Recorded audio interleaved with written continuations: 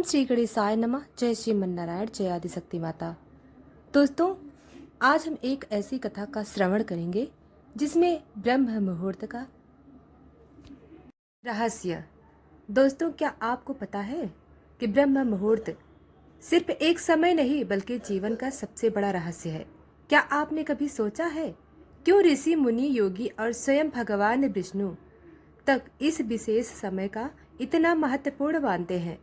दोस्तों, आज हम आपको ऐसी दिव्य कथा सुनाने जा रही हूँ जिसे सुनकर आपकी आंखें खुली की खुली रह जाएंगी और आपका मन आनंद से जाग उठेगा। दोस्तों, आपके अंदर एक नई ऊर्जा का संचार होगा।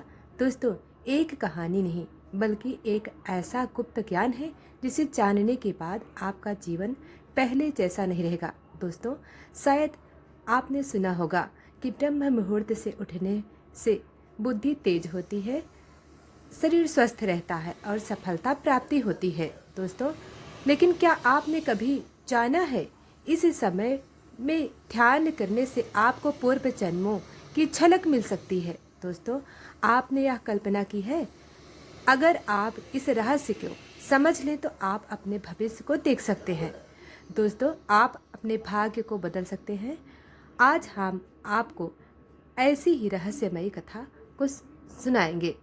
दोस्तों, जिसमें एक राजा महाप्रताप ने 7 दिन 7 रात्रि तक ब्रह्म मुहूर्त में जागकर ऐसे अनुभव किए जो साधारण मनुष्य के लिए असंभव है।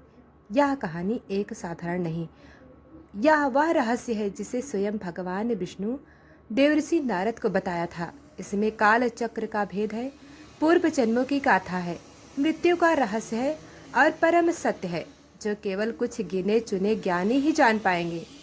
अगर आपको इस पूरी कथा को ध्यान से सुनेंगे तो दोस्तों आप समझ जाएंगे, आपको ज्ञान हो जाए तो जीवन और मृत्यु से परे। लेकिन दोस्तों, याद रखिए, यह कोई साधारण कथा नहीं, यह जीवन को बदलने वाला अनुभव है। दोस्तों, इसलिए इसे आधा अधूरा छोड़कर मत जाना और इसे अंत तक सुनना। दोस्तों, अंत में आपको वह गुण ज्ञान मिलेगा जो हजारों ग्रंथों को पढ़ने के बाद भी नहीं मिलता।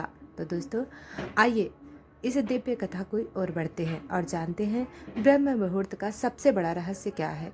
सत्यलोक के दिव्य वातावरण के में एक दिन देवर्षि नारद भगवान विष्णु के समक्ष उपस्थित हुए।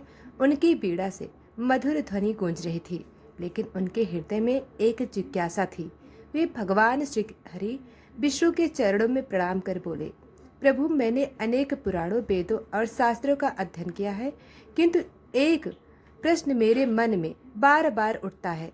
जब मैं पृथ्वी लोक पर जाता हूँ तो देखता हूँ कि कुछ मनुष्य अलौकिक तेज से संपन्न होते हैं, उनका मन शांत, शरीर निरोग और बुद्धि प्रखर होती है।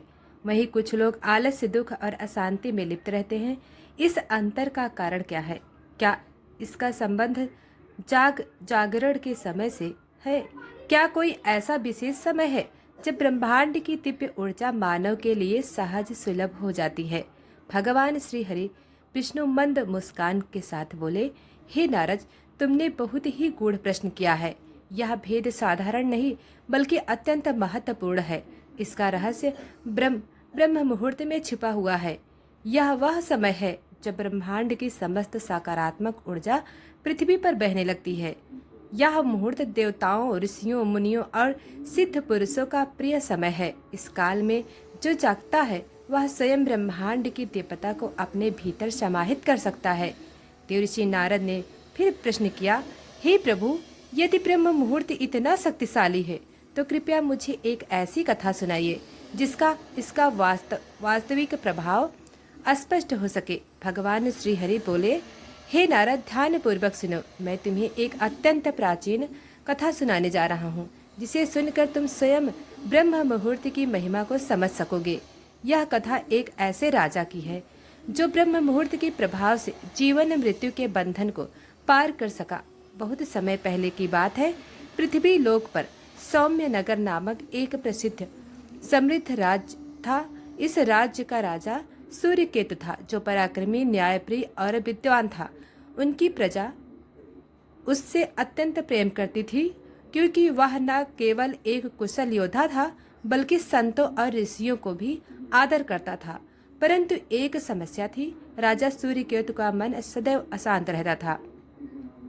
अपार वैभव शक्ति और भोग विलास होने के बावजूद भी उसे शांति नहीं मिलती थी। राजमहल में सुख सुविधाओं की कोई कमी नहीं थी, लेकिन जब भी वह रात्रि को सोता तो उसे अजीब अजीब स्वप्न आते। कभी वह देखता कि वह एक अंधकारमय गुफा में फंसा है, कभी ऐसा प्रतीत होता कोई अदृश्य शक्ति उसे पुकार रही है, किंतु वह उसे देख नहीं पाता। समय बीतता गया और राजा सूर्यकेतु की यह अशांति बढ़ने लगी। उसने अपने दरबार के विद्वानों, ब्राह्मणों और ज्योतिषचार्यों को बुलाकर अपनी समस्या का समाधान पूछा। सभी ने अपने अपने मत दिए, किंतु किसी के पास सटीक उत्तर नहीं था। एक दिन एक वृद्ध ऋषि भारद्वाज उसके दरबार में आए। उनकी आंखों पर अपार शांति और मुख पर दिव्य तेज था।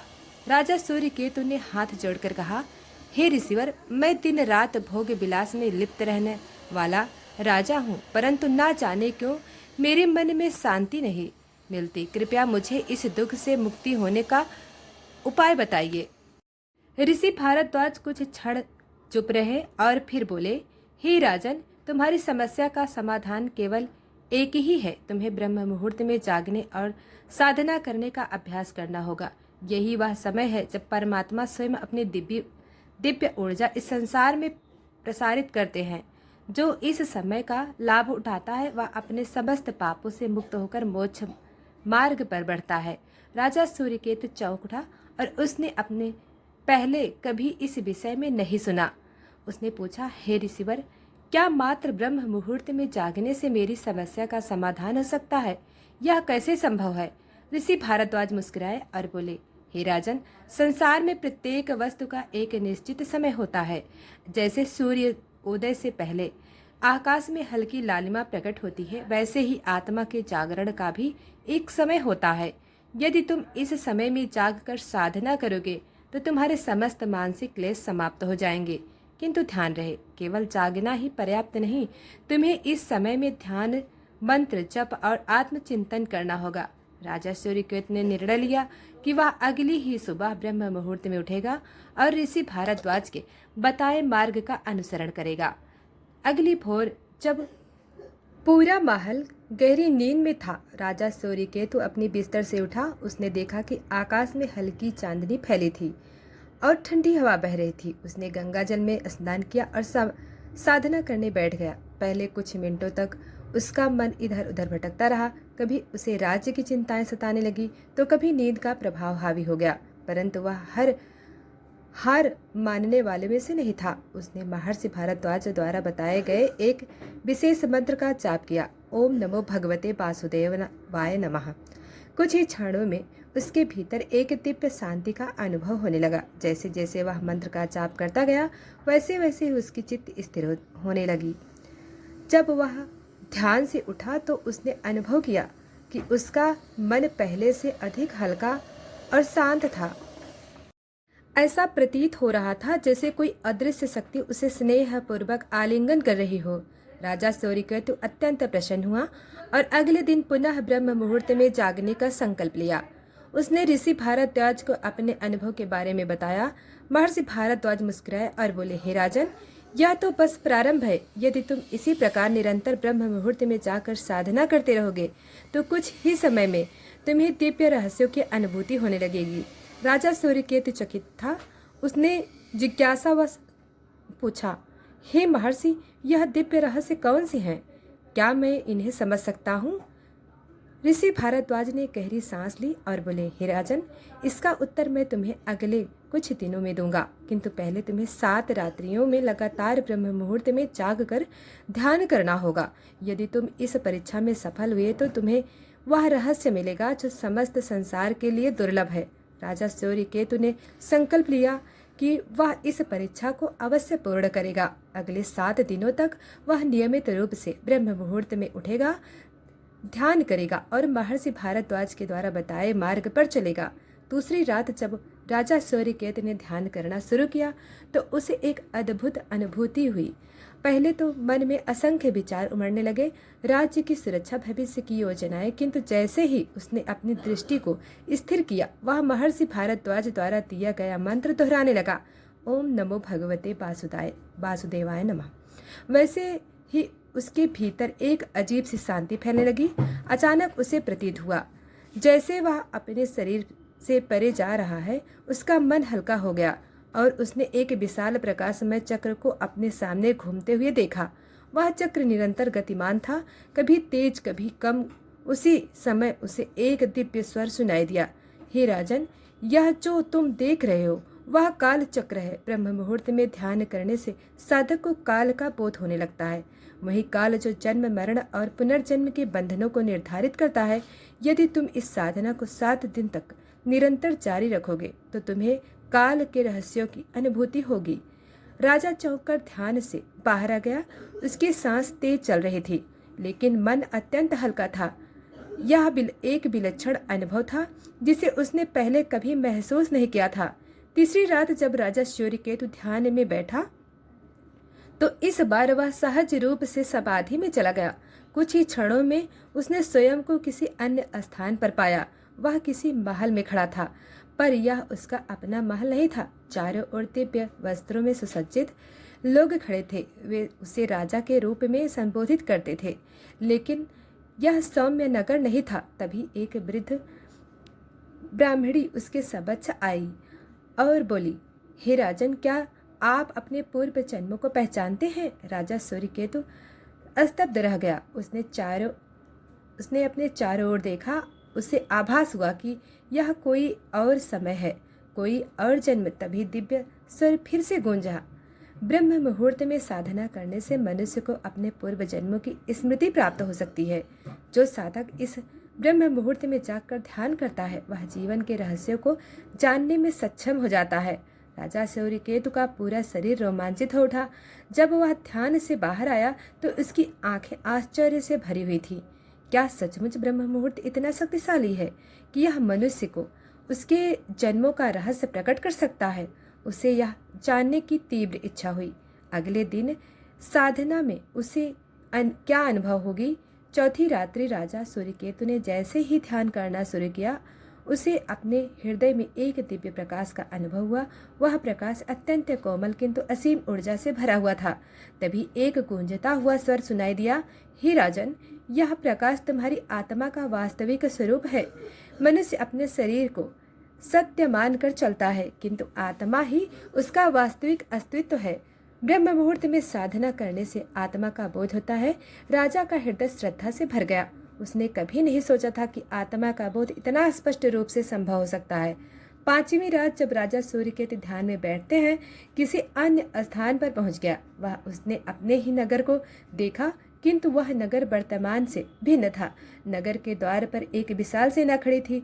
सैनिक अस्त्र शस्त्रों से सुसज्जित थे और आक्रमण की तैयारी कर रहे थे।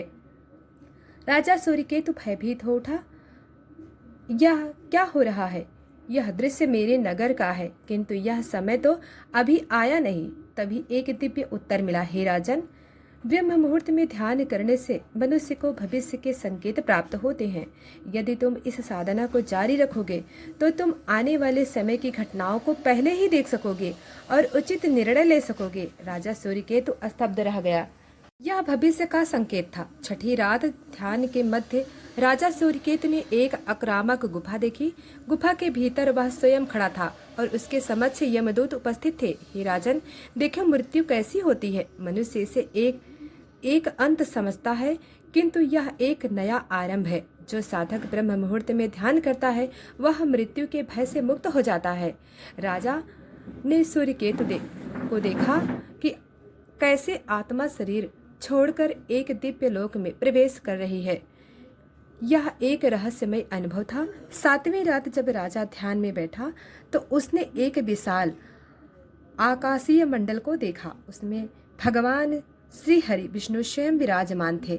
हे राजन, ब्रह्म मुहूर्त का सबसे बड़ा लाभ यह है कि साधक को परम सत्य का साक्षात्कार होता है। यह सत्य ना जन्म है, ना मृत्यु, ना सुख है, ना दहक, यह केवल शुद्ध अस्तित्व है। राजा सूर्यकेतु की आंखों से अश्रु बहने लगे। जब वह ध्यान से उठा तो उसकी आत्मा पूर्णतः बदल चुकी थी। अब वह जान चुका था कि ब्रह्म मुहूर्त केवल एक समय नहीं बल्कि आत्मा की मुक्ति का रास्ता है। ऋषि भारद्वाज की अंतिम संदेश। अगली सुबह राजा सूर्यकेतु ने ऋषि भारद्वाज को अपने अनुभव सुनाए। राजा ऋषि भारद्वाज मुस्कुराए और बोले, हे राजन, अब तुम ब्रह्म मुहूर्त का वास्तविक महत्व समझ चुके हो। यदि समस्त मनुष्य इस समय में जाग कर साधना करें तो वे भी इस परम सत्य को जान सकते हैं। किंतु ध्यान रहे, यह मार्ग कठिन है। धैर्य और समर्पण की आवश्यकता है।